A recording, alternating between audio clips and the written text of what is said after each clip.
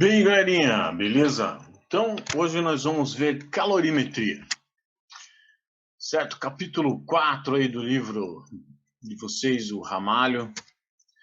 Então, olha só, antes então de ver, na verdade, calorimetria, né? Calorimetria, na verdade, está falando sobre calor, né? E metria, medida de calor, né? Então, é mais ou menos isso mesmo o que a gente vai ver, certo? Quantidade de calor necessária para uma determinada substância aquecer de uma quantidade de graus Celsius, certo?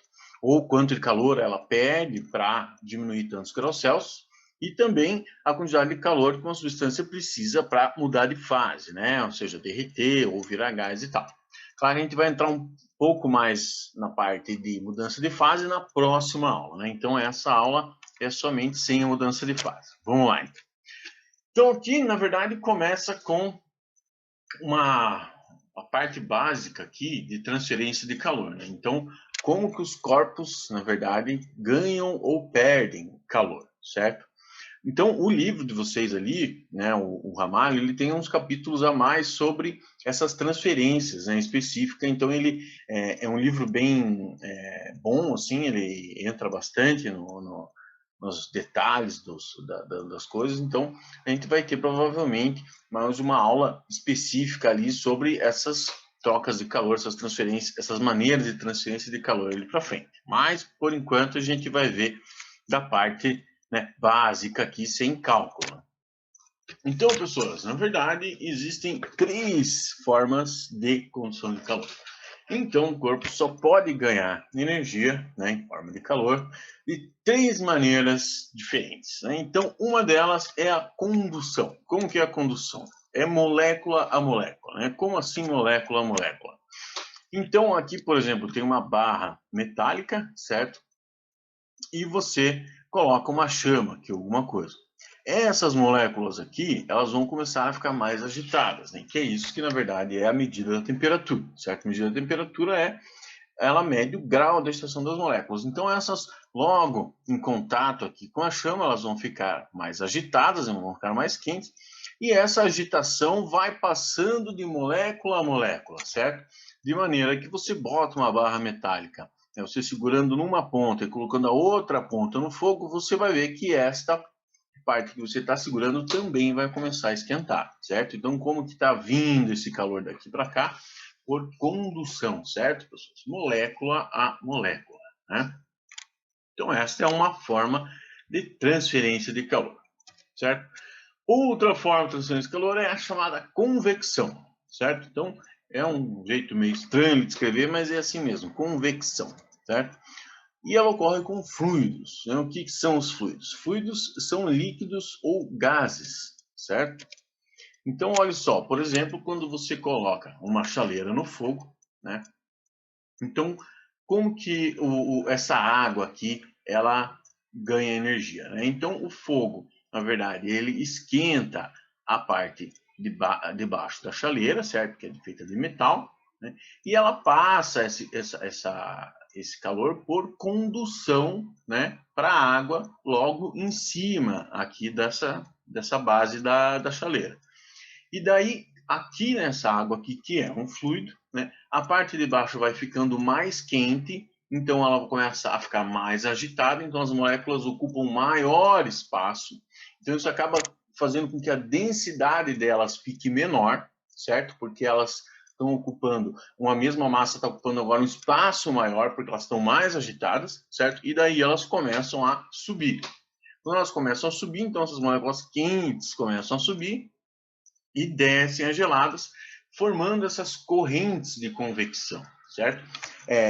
Por isso que é diferente de você esquentar uma água, por exemplo, na chaleira, você esquentar no micro-ondas, né?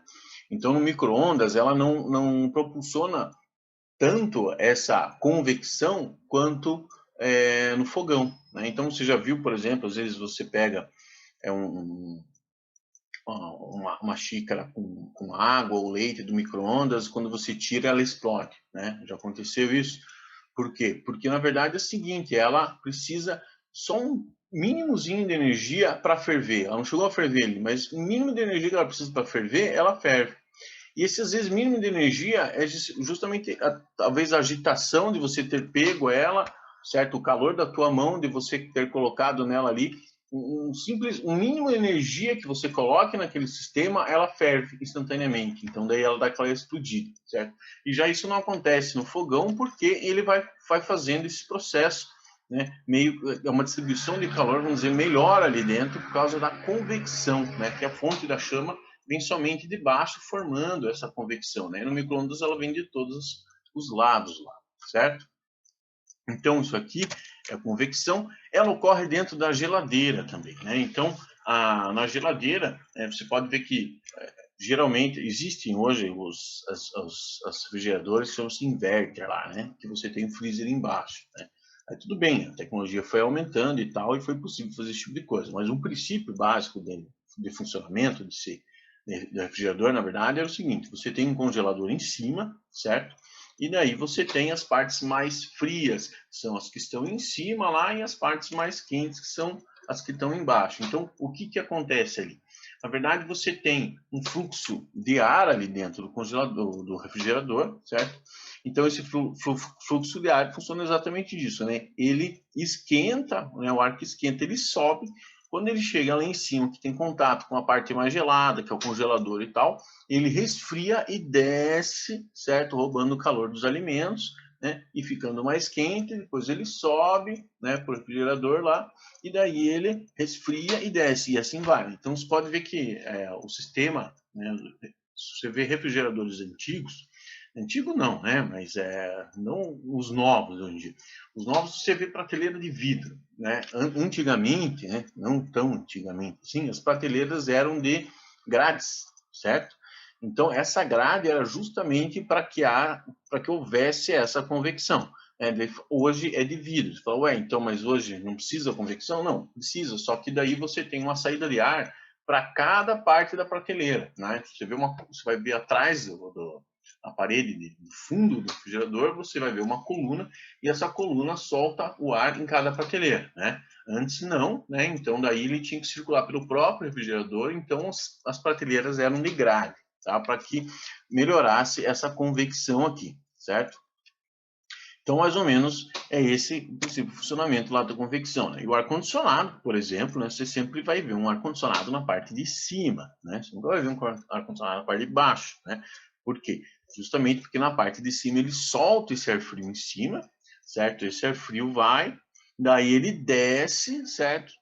Aí o ar quente sobe, entra em contato com o ar frio, que é se você vai criando uma rede de convecção, uma corrente de convecção ali, e você acaba esfriando o quarto inteiro. Eu uma vez já tive a oportunidade de chegar no hotel e ter o ar-condicionado na parte de baixo. Gente, não gela. Não gela, não adianta. Ele joga o ar frio embaixo, o ar frio fica embaixo e não adianta nada, certo? Ele não gera uma convecção. Da mesma maneira que o aquecedor, né, se tiver um aquecedor e tudo, você vai ver que ele é de rodinha. Geralmente vai ter rodinha, aquele sanfonado, óleo e tudo. Né? Então, você arrasta, então ele fica embaixo, né? A lareira também, embaixo, certo? Para quê? Para que haja convecção. Então, ela esquenta, o ar quente sobe, daí desce o ar frio, entra em contato com a lareira, esquenta e vai gerando essa convecção, certo? Se você pegar, na verdade, aquele aquecedor sanfonado, né? Se você chegar perto dele, assim, você sente a corrente de convecção. Sem vento nenhum, tudo fechado, você sente o ar circulando, certo? Então, ele já sanfonado, na verdade, justamente por causa disso, né? Para aumentar a área de contato com o ar, né? E fazer com que o ar vá passando aqui naquelas sanfonas ali, né? E vá tendo maior área de contato para ir esquentando mais. Quando você olha, por exemplo, alguns sistemas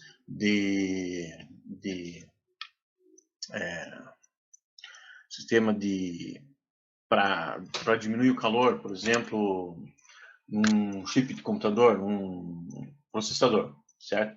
Se você olhar no processador, ele é colado uma placa metálica atrás, que ela também é sanfonada, certo? Então aquilo é para quê? É justamente para aquelas placas, quando esquentarem, o ar poder passar por ali e roubar o calor, né? Você vê também, por exemplo, módulos, né, de som, que é o que você coloca lá para amplificar a potência.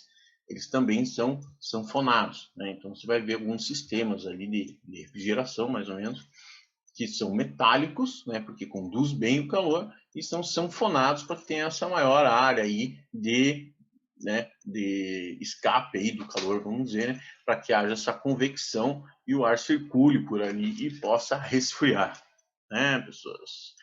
Então é isso daí. Então aqui são alguns exemplos da convecção, certo? Então a convecção também ocorre, por exemplo, né, ela também te dá a direção, né, do vento, do mar para a terra, da terra para o mar, né? Eu acho que, não sei se eu cheguei a falar em alguma aula para vocês, mas se você tem, por exemplo, lá a areia, né, que está quente, e a água que não está tão quente assim, por quê? Porque a areia esquenta mais fácil do que a água, pelo ter um calor específico mais baixo. Eu acho que eu não falei, depois eu vou falar melhor. Então a areia esquenta muito, então o ar em cima da areia ele fica muito quente e ele sobe. Quando ele sobe, ele promove uma região de baixa pressão, puxando o ar do mar para a terra. E à noite é o contrário. À noite, a areia, como esquenta muito rápido, ela esfria muito rápido. E já a água mantém um pouco a temperatura. Então a água está mais quente do que a areia.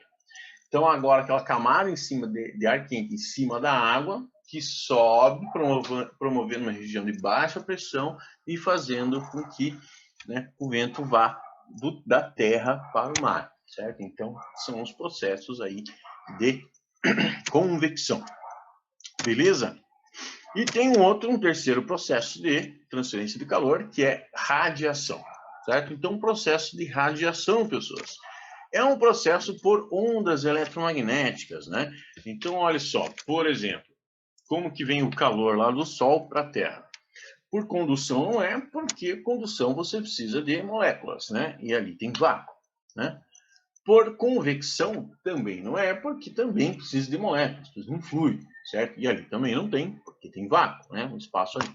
Então, a única maneira de vir o calor, né, do Sol para a Terra é justamente por essas ondas eletromagnéticas, esses raios infravermelhos e tal. Então, são ondas eletromagnéticas, né?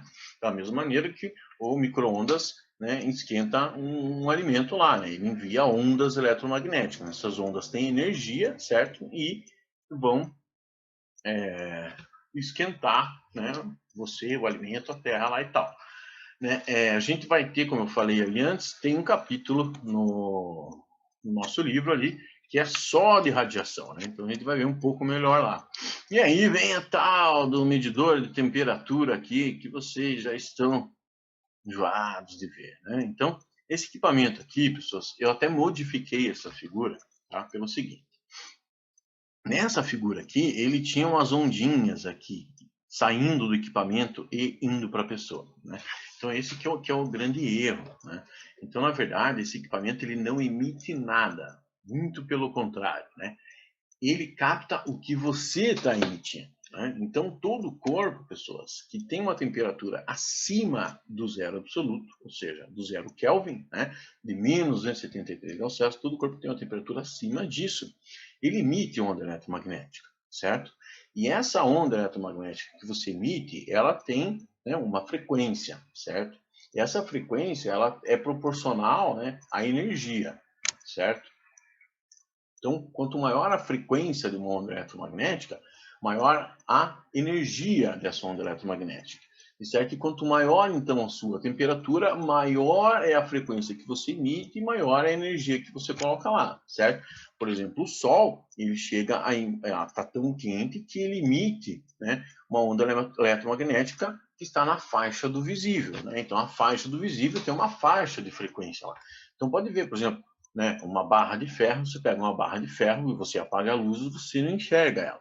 Mas se você aquece ela, chega um ponto que ela fica incandescente, certo? Ou seja, ela está emitindo onda eletromagnética, só que a onda eletromagnética está emitida de baixa energia, né, e não chega na faixa do visível. Quando ela começa a ficar muito quente, daí ela começa a emitir uma onda eletromagnética mais energética, chega ao ponto, né, de estar ali próximo do vermelho, certo? Que é onde começa, porque ela fica avermelhada. Tá? Então, todos nós, todos os corpos emitem radiação, certo? Emitem onda eletromagnética. Nós estamos perdendo calor, certo? Por radiação, certo? Então, isso é normal, né? E a gente ganha também calor por radiação. Então, todo o corpo está emitindo uma radiação, uma onda eletromagnética, e esta onda eletromagnética tem um comprimento de onda e uma frequência que são proporcionais à sua temperatura. Então, é isso que esse equipamento faz, na verdade. O que ele faz? Ele capta as ondas que você está emitindo, ele faz um cálculo lá, que vocês vão ver depois, certo? Ele faz um cálculo e ele determina a temperatura que você está. Fantástico isso, né? Isso aí você consegue determinar a temperatura de estrela também, né? Você foca numa estrela lá e você vê o comprimento de onda da luz que ela está emitindo e você consegue também determinar isso. Então às vezes, né, os equipamentos ali, alguns têm um laser, né? Então, aquele laser vermelhinho que sai, na verdade, é um laserzinho, é uma caneta, não é um ponteirinho. Ele não faz nada. Ele só está apontando para você ali para ter mostrado aonde que ele está medindo. Mas ele não está emitindo nada, certo? Ele não emite, esse aparelho não emite nada. Pelo contrário, ele capta as ondas eletromagnéticas que um determinado corpo está emitindo, faz uma conta lá, né, conforme o comprimento de onda, a frequência dessa onda que ele captou, e ele faz o cálculo da temperatura que o cara está. Certo, pessoas? Isso aqui era muito utilizado na indústria, tá? Em alimentos, né, na cozinha também é um pouco utilizado, mas em alimentos o mais interessante mesmo é um termômetro que você consiga colocar dentro do alimento, né, inserir dentro de uma carne, o que importa é a temperatura lá dentro da carne, não a temperatura externa e tal, então é usado, mas também não é tanto. E era mais usado na indústria, né? E agora, claro, ele ficou mais famoso aí, né, para ficar medindo a temperatura das pessoas, sem você precisar tocar nas pessoas, né? Então esse é princípio de funcionamento aí deste termômetro, certo? Desse medidor de temperatura. Beleza, galera? Então é isso daí. Então essas são as três formas, galera. Então eu até esqueci de colocar aqui, iria colocar um outro exemplo, né? Mas vamos, eu vou falar do exemplo aqui. Então, só, por exemplo, uma fogueira, certo? Então você quando coloca a mão em cima, que você sente esse calor devido à convecção, né? Então é muito forte esse calor aqui em cima, então qualquer parte da chama, você sente, o próximo da chama, você sente o calor, né? Mas em cima é um pouco mais, por quê? Porque ele está vindo ali pela radiação, né? Tá vendo que esse cara tá aqui do lado do fogo, ele tá sentindo o calor, mesmo sem a convecção, de certa maneira, aqui, né? Porque o ar quente que está aqui é o que sobe, é o que vai direto para a mão dele, mas você sente, né? Um objeto quente, quando chega perto de você, assim, você sente ele quente, e justamente essa radiação que está vindo, certo?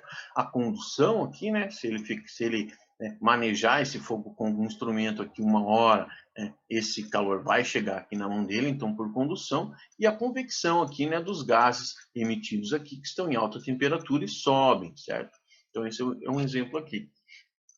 Daí outro exemplo que eu queria passar para vocês é um exemplo, por exemplo, de aplicação disso. Então isso que é bem interessante, isso que eu acho legal, né? É a maneira que você tem de, você estuda, por que, uma simples pergunta às vezes, por que os corpos, como que os corpos ganham calor ou perdem calor e tal? Pode parecer uma coisa, por que o cara quer saber isso? Mas ao mesmo tempo, depois que você sabe como isso funciona, você consegue criar coisas que facilitam o seu dia a dia.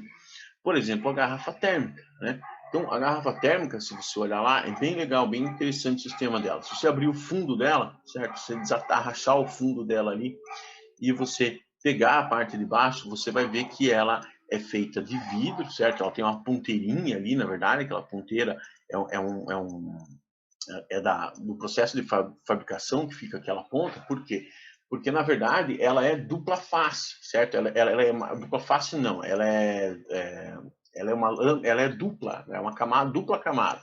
Então, ela é dupla camada por quê? Porque no meio dessas duas camadas, os caras colocam nada, ou seja, vácuo, né? Por que vácuo? Para ele não perder, né, para o líquido lá dentro não perder calor por condução, certo? Então, condução é molécula a molécula. Então, eles fizeram uma dupla camada ali de vidro, certo? Onde no interior eles fizeram um vácuo, então o que acontece? Você não consegue perder calor por condução. Aí o que eles fizeram? Fizeram ela espelhada por dentro, então se olhar ela espelhada, né? Para quê? Para não perder calor por radiação, né? Então, para essa radiação, de uma certa forma, bater e refletir para dentro dela mesmo, e ela não perder. E convecção, na verdade, é você fechar a garrafa, né? Deixar a tampa fechar. É por isso que, na verdade, você ficou ouvindo, às vezes, aquele... Já ouviu esse barulho que a garrafa começa a fazer? Que você abre um pouco, fecha, ela para? Então, justamente o ar lá dentro, certo? Está quente e ele está mudando de temperatura, então acaba havendo uma diferença de pressão com a atmosfera ali e o ar começa a querer entrar, por exemplo. Daí ele vai fazendo esse barulhinho ali, tá? Então, uma aplicação perfeita, né, dessas três formas é a própria garrafa térmica aí, né? Então, a partir do momento que você conhece como que esses caras mudam, né, esses caras aqui funcionam, né, você consegue criar alguma coisa, né, uma tecnologia de trabalho a seu favor e manter o seu café quentinho. Beleza? Então, galera, existem dois tipos de calores, certo? Na verdade, que a gente classifica, né, os dois calores. Então, quando a gente fornece calor para uma determinada substância, podem acontecer duas coisas, né? Não há mudança de fase, somente mudança de temperatura. Então, quando você adiciona, né, calor para uma determinada substância e ela não muda de fase, só muda de temperatura. O que é mudar de fase? Mudar de estado físico, certo? Sólido para líquido, líquido para sólido. Tá. Então, quando ele não muda de estado físico, ele somente muda de temperatura, a gente chama de calor sensível, tá? O calor latente é justamente, né, quando há essa mudança de fase, né? E ainda, né, fica o detalhe aqui que quando há essa mudança de fase, não há mudança de temperatura, tá? Então isso é para substâncias simples, né, substâncias puras lá, né? Que isso acontece é o que a gente vai trabalhar. Você vai ver que existe tal da substância eutética, eutrópica lá na química, lá em que ele muda um pouco a temperatura enquanto está mudando de fase, certo? Mas a gente não vê isso aqui, a gente estuda o caso mais simples, em que tá só a mudança de fase e enquanto está mudando a fase, não muda a temperatura, certo? Então aqui só para a gente relembrar, acho que vai ter mais uma parte para frente aí, talvez que a gente veja, mas não importa a gente ver de novo. Então aqui, ó, só para mostrar para vocês, aqui. Então o sólido, esse aqui é o exemplo da água, né? Ela serve para qualquer matéria lá, para qualquer substância, vamos dizer. Então aqui tem o sólido, que é o gelo, certo? Ele vai para o líquido, chama-se fusão, certo? Do líquido para o gasoso existe a vaporização, né? Essa vaporização pode ser evaporação ou ebulição, são processos, ou também tem outro que chama-se ebulição, vaporização e não lembro não, que é um processo instantâneo. Ó. Já vejo isso para vocês. Então, o que é esse processo? Né? Então, o processo de líquido para gasoso é chamado vaporização, certo? O processo é lento, né? Uma poça d'água tal que evapora, certo? A gente chama de evaporação, certo? Um processo que é forçado, né? Ou seja, você pega a chaleira com água e põe no fogo, isso chama-se ebulição, certo? Aí tem o outro processo que é aquele você colocar uma gotícula d'água, você joga numa chapa quente e ele faz aquela vaporização instantânea lá, certo? Esse é o outro nome. Então, todos esses estão dentro da vaporização, beleza? Tá? Então, transforma em gasoso. Aí você tem do gasoso para o líquido, chama-se liquefação ou condensação, certo? E do líquido para o sólido, chama-se solidificação, certo? E também tem do sólido para o gasoso direto, né? Então, são poucas as substâncias que fazem isso. Uma tal delas, que todo mundo fala, é a tal da naftalina. A naftalina é aquela bolinha branca, assim. Hoje em dia é muito pouco usado, mas antigamente nos banheiros públicos e tal, você via aquelas bolinhas brancas ali, né? Os nossos avós têm mania de colocar essas bolinhas brancas dentro do guarda-roupa porque ela espanta aranha, né? Tira aquele mau cheiro. Então, aquela bolinha, você coloca uma bola sólida lá, daqui a pouco você vê não tem nada, né? Então, o que acontece? Ela não molha nada. Ela simplesmente passa do estado sólido para o estado gasoso, direto. Né? Chama-se sublimação. Né? É o mesmo processo do sólido para o gasoso ou gasoso para o sólido. Também pode ser chamado de ressublimação. Certo, pessoas? Então, só para lembrar essa parte aí. Então, olha só. Calor sensível. Para o calor sensível, pessoas, que é o que nós vamos ver agora, tá? Então tem o sensível e o latente. O sensível é que não há mudança de fase, somente temperatura. O latente há mudança de fase e não há temperatura, certo? A gente vai ver o latente em outra aula. Então nessa aula a gente vai ver somente o calor sensível. A fórmula do calor sensível é chamada de Q-macete, né? Então, para a gente, né, aprender mais facilmente Q-macete. Então, o que é esse Q-macete, na verdade? O Q, tá, é o que a gente usa calor, certo? Faz sentido, né? Q de calor. Tá? Esse calor, pessoas, nesta fórmula aqui, ele é medido em caloria. Tá? Então, assim, geralmente a gente enche o saco de vocês falando que tem que usar sistema internacional, não sei o que e tal, e às vezes a gente não usa. Então, tem algumas partes da termodinâmica, principalmente nesse comecinho ali que a gente viu dilatação, certo? Que a gente está vendo agora o calor, a gente não usa no sistema internacional, certo? Pode ser usado também, tá? Daí você faz a transformação de unidade lá. Isso aí, quando acontecer, a gente faz. Mas geralmente isso daqui não é. Então, o calor, você já sabe, a medida de energia, certo? É caloria ou joule, né? Então, joule é o sistema internacional, caloria não é. A regra de transformação é 1 caloria vale 4,18 joules. Isso varia também, certo? Como é 1,86, tem gente que usa 4,19, tem gente que usa o exercício mesmo pode te dar use 4,2 e às vezes ainda para facilitar eles te dão 4. 1 caloria vale 4 joules. Então qualquer coisa você faz essa transformação se for necessário. Mas Q é a medida de calor, certo? Então olha só, pessoas, calor, né? Quem que é esse cara aqui? M, né? M é massa, certo? Aí como eu falei para vocês, não está no sistema internacional, então geralmente essa massa você vai colocar em gramas, certo? Esse ΔT é a variação de temperatura, ou seja, T menos T0, temperatura final menos inicial, variação de temperatura. E esse C aqui, pessoas, é o seguinte, é o calor específico. Então, primeiro, vamos fazer uma análise geral aqui dessa forma. Só para você ver como faz sentido as coisas.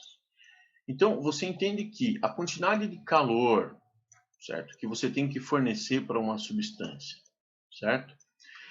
Esse calor pode fazer, esse calor, vamos dizer, é proporcional, né, a quem? A variação de temperatura, certo? Faz sentido, né? Quanto mais calor você fornece para esse corpo, né, maior a variação de temperatura dele, certo? Esse calor é proporcional à massa, certo? Você esquentar uma massa pequena e você esquentar uma massa grande, você precisa de mais calor, mais energia. Então, quanto maior a massa desse cara, mais calor você precisa fornecer, certo? Então, faz sentido total. Né? Quanto maior a massa desse cara, mais calor você tem que colocar. Quando você coloca um copo no micro-ondas e você coloca uma jarra no micro-ondas, você vai precisar de mais calor para esquentar a jarra, certo? Quando você quer colocar no micro-ondas, quer que esquente um pouquinho, você coloca pouco tempo. Se você quer que esquente muito, você põe mais tempo, certo? Ou seja, quanto maior, né, a variação que você quer que esse cara tenha em temperatura, maior o calor. E esse cara aqui, pessoas, obviamente, é do que? Da substância, certo? Se você coloca água para esquentar e você coloca um outro líquido para esquentar, para ter a mesma massa, os dois têm a mesma massa, se quer que os dois tenham a mesma variação de temperatura, eles podem precisar de energias diferentes. Por quê? Porque são corpos diferentes, né? Que esquentam de maneiras diferentes, certo? Então essa é uma constante, certo? Essa é uma constante chamada calor específico. Só que essa constante, pessoas, geralmente a gente tem algumas constantes lá que a gente não precisa discutir muito nem falar muito. Isso aqui é constante, olha na tabela, vai ser dado e pronto. Já os calores específicos, pessoas, eu quero que vocês entendam ele um pouco melhor, né? Como? Então, para começar pela unidade, né? Então, a unidade, se vocês viram a mecânica, acho que aquela análise dimensional, né? Se você isolar o C aqui, né? Você vai ter a massa passa dividindo e a temperatura também, né? Então, esse cara aqui vai ser caloria, né? A massa é grama, a temperatura em graus Celsius. Então, caloria por grama graus Celsius. Né? E nem só isso, né? Esse cara tem muito mais informação do que somente esse caloria por grama graus Celsius. Então, vamos dar uma olhada lá nesse calor específico, tá? Então, o calor específico, pessoas, ele depende do material, certo? É caloria por grama graus Celsius. O que quer dizer isso daí? Então, por exemplo, o calor específico da água é 1. O que isso quer dizer? Quer dizer que 1 grama de água, para variar 1 grau Celsius, ela precisa de quanto de energia? 1 caloria, certo? Areia.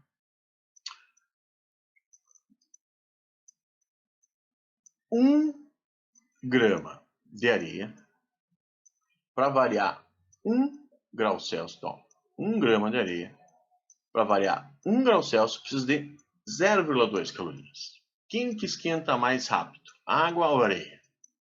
Areia, certo?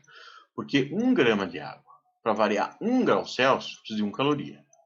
A areia, 1 grama de areia, para variar 1 grau Celsius, precisa de 0,2 calorias. Entendeu? Porque você está todo mundo abaixo do sol, recebendo a mesma energia, certo? Está na areia ou está na água, todo mundo está sob o mesmo sol, recebendo a mesma energia. Por que você põe o pé na areia e está pelando, e você põe o pé na água e não está? O calor específico da areia, olha, é 5 vezes menor do que o da água, certo? Então, ao mesmo tempo que a água, né, 1 grama de água recebe 1 caloria, ela muda 1 grau Celsius. Né? 1 caloria para areia, para 1 grama de areia, muda 5 graus Celsius. Entendeu? Então, é mais ou menos isso. É isso que eu quero que você entenda. Essa unidade, caloria por grama grau Celsius, né, quando se fala, ó, o calor específico da prata é 0,05 caloria por grama grau Celsius. Eu quero que você entenda que, já vem à tua cabeça, que 1 grama de prata, para variar 1 grau Celsius, precisa de 0,05 calorias, certo? Isso é o calor específico. Ele é tabelado, o valor numérico é tabelado, mas a interpretação dele tem que vir de você, beleza? Tá. Daí também, né, surge uma outra grandeza que a gente trabalha, chama-se capacidade térmica. Então, preste bem atenção que eu coloquei aqui um Czinho, né, que é o que tem na fórmula lá, e tem um Czão aqui também, certo? Que é a chamada capacidade térmica. Qual que é a diferença da capacidade térmica para o calor específico? O calor específico é do material, a capacidade térmica é do corpo. Como assim do corpo? Então, olha só, você tem, vamos pegar um exemplo aqui. Ó, você tem esse broche, certo? Vamos dizer que esse broche é feito de metal, né? Então, vamos dizer que ele é feito de alumínio, certo? Então, esse broche aqui ele é feito de alumínio, certo? Então, qual é o calor específico do alumínio? O calor específico do alumínio é 0,22 gramas, certo? O que é capacidade térmica? Capacidade térmica, pessoas, é o seguinte. Eu pego o calor específico do alumínio, certo? Que é o material com que esse broche é feito, e multiplico pela massa do broche, certo?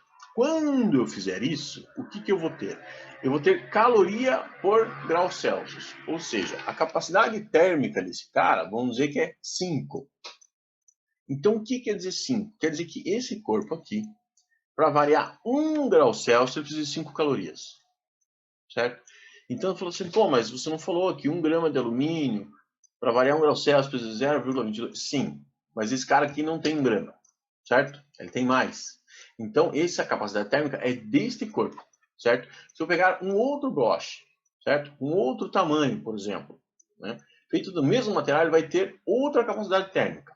Então, o calor específico é o mesmo, que é o do material com que ele é feito, mas a capacidade térmica é do corpo, certo? Então, a capacidade térmica é uma coisa específica, tá? Então, se eu, por exemplo, já falo para você, ó, a capacidade térmica desse corpo aqui é 5 calorias por grama, pronto, isso já te ajuda um monte, porque você não precisa saber o material com que ele é feito, ou a mistura de materiais, não precisa saber nada, certo? Você sabe que a cada 5 calorias que ele receba, ele vai variar 1 grau Celsius, certo? Então, ele pode ser medido das duas maneiras, né? Só massa vezes calor específico, ou o calor pela temperatura, que vai te dar quantos calorias por grau Celsius, certo? E você pode ter uma outra fórmula para o queimacete lá, né? Para o calor sensível, que é C delta T, né? Então, a fórmula é... Então, só preste atenção nisso, que às vezes a gente não repara. Czinho minúsculo e C maiúsculo, certo? Então, o Czinho minúsculo é MC delta T, certo? Se você olhar uma forma só C delta T, olha, está faltando a massa. Não, não está faltando a massa, porque esse C não é esse C, é esse daqui, certo? É a capacidade térmica, já é a multiplicação da massa do objeto, do corpo, tá? Pelo calor específico, certo? Então, aqui, pessoas, esse aqui, vamos dizer, é o maior detalhe da aula inteira, tá? É justamente essa parte aqui, tá? Então, o que eu quero que você entenda, principalmente nessa aula, o principal de tudo, é o seguinte. É o calor sensível, certo? É um calor em que não há mudança de fase, somente mudança de temperatura, certo? A gente vai estudar com mudança de fase depois. Tá? Esse calor depende de quem? Depende da massa do corpo que você está fornecendo energia, depende do material com que ele é feito e depende da variação de temperatura. Tranquilo, certo? O que eu quero que você entenda também? A diferença de calor específico e capacidade térmica. O calor específico é uma constante, ela depende do corpo, certo? Ela te fornece quantas calorias 1 grama do material precisa para variar 1 grau Celsius, certo? A capacidade térmica, ela te diz quantas calorias você precisa para variar 1 grau Celsius, certo? E ela é do corpo, certo? Do corpo. Então, vamos dizer todo o corpo humano, né? O corpo humano. Qual é o calor do corpo humano? Tá? Vamos dizer que é 5, beleza? Se eu peso 70 quilos, eu tenho 7 vezes 5, 35, 350, certo? Calorias por grau Celsius. Ou seja, para o meu corpo, que tem 70 quilos, variar 1 grau Celsius, eu preciso de 350 calorias, certo? Um cara que pesa 100 quilos, certo? Ele precisa de 500 calorias para o corpo dele mudar 1 grau Celsius. Apesar de nós sermos feitos do mesmo material, certo? Ele precisa de mais energia para mudar 1 grau Celsius. Por quê? Porque a massa dele é maior. É só isso. Então, às vezes você vai estar trabalhando com um calor específico, às vezes você vai estar trabalhando com capacidade térmica, tá?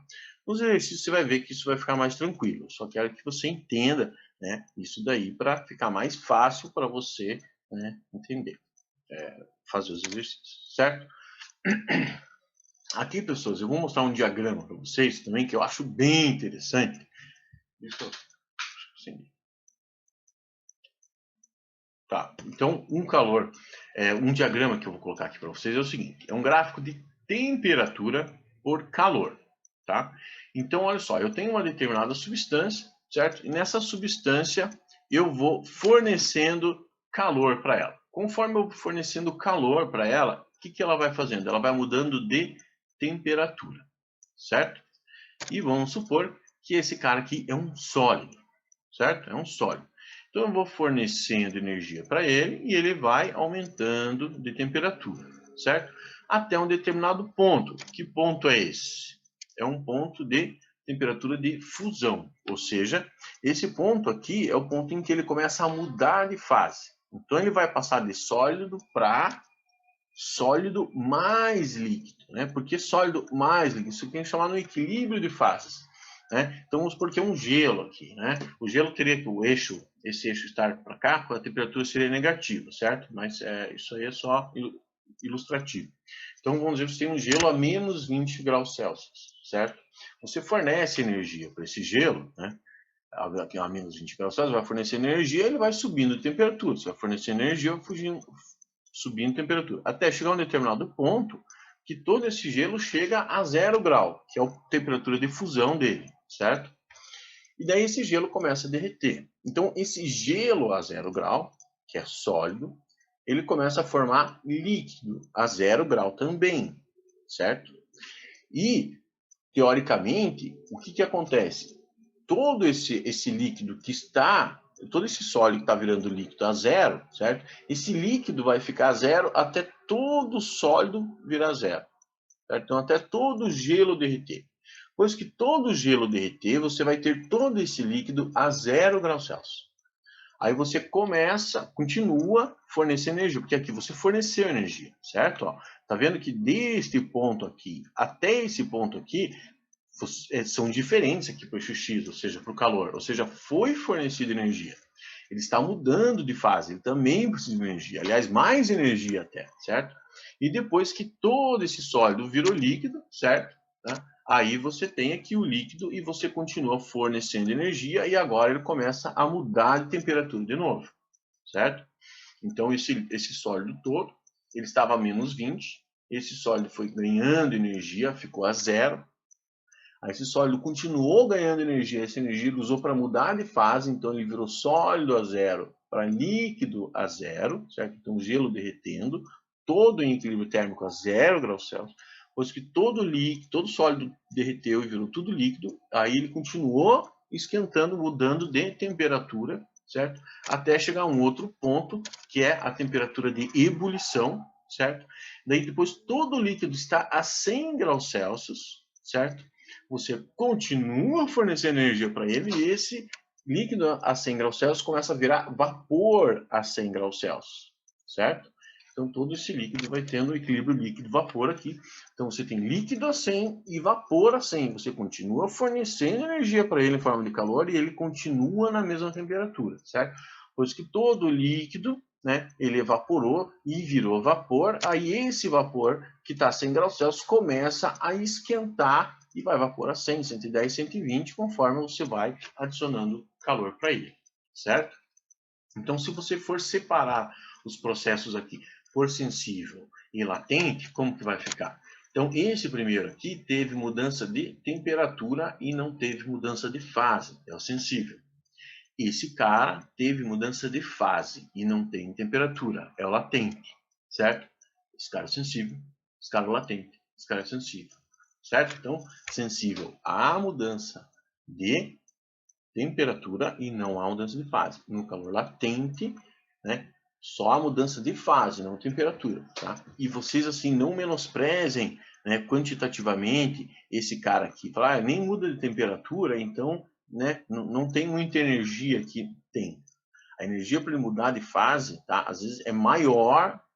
Por exemplo, para você,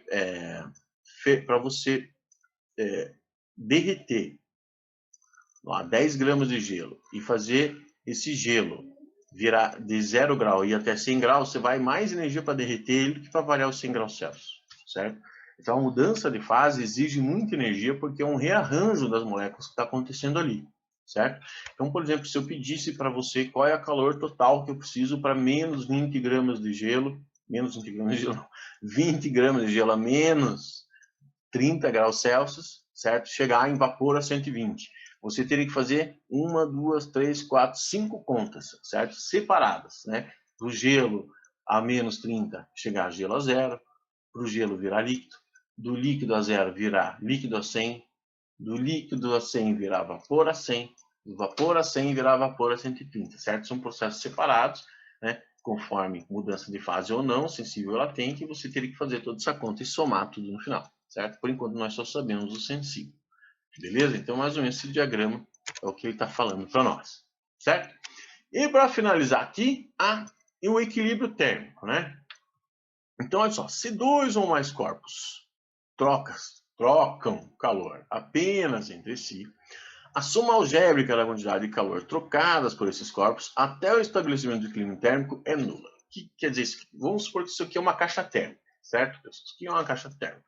Um isopor, né? Então, um sistema que faz com que os objetos dentro troquem calor somente entre si e não fora, certo? Então, não está vindo energia de fora, eles também não estão perdendo energia para fora, certo? Então, coloca lá, por exemplo, corpo A, B, C e D. Então, esses corpos, né, têm massas diferentes, têm temperaturas iniciais diferentes, têm calor específico diferente, certo? Isso aqui é uma latinha de coca, isso aqui é uma latinha de energético, e isso aqui é uma barra de cereal e tal. Você colocou esses caras ali, certo? Esses caras aqui vão entrar em equilíbrio térmico, certo? O que vai acontecer?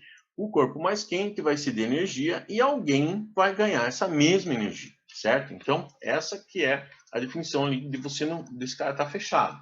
Todo o calor que for liberado pelo corpo mais quente vai ser recebido pelo corpo mais frio. Então, de maneira que você pode dizer que o calor do corpo A, mais o calor do corpo B, mais o do C, mais o D vai dar zero. Né? Então, como que vai dar zero? Vai ter calor negativo? Sim.